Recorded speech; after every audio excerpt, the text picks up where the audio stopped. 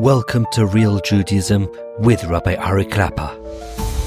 Unfiltered wisdom for Jewish life. Continuing with listening to Lashon Hara and the Heterim, even when a person does have a heter, it's sometimes very, very difficult to distinguish between listening and accepting. Because once you start to hear stories about somebody, once you start to hear this person has bad midos or whatever the Lashon Hara is, it's hard not to believe it.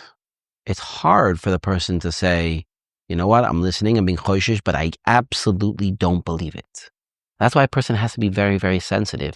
If you can't, if it's impossible to do that, so then you probably should not be listening at all, because there's no heter to be over on an assur, even if it's l'toelis, when we know that you're going to be over on the assur.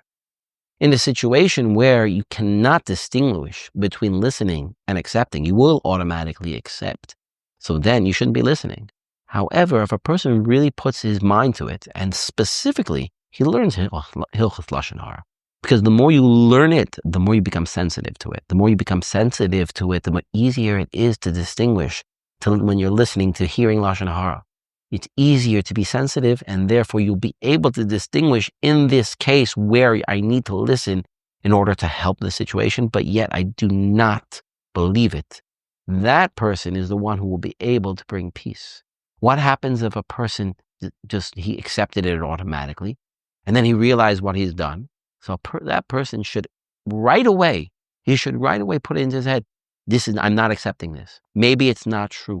Maybe there's some details. There are always details that are left out. When we hear stories and automatically we accept, many times the details change the whole story. Sometimes the story isn't true at all. Sometimes people just make up things. Sometimes it's true, but because of one detail, it changes the whole story. There are so many ways to be done l'kaf schus. So it should be a person practices. The more you practice, the more you'll be able to distinguish between listening and therefore be able to help, and accepting, which is assur. Thank you for joining Real Judaism, where we explore Torah's wisdom for real life. Created by J Foundations and produced by Eli Podcast Productions.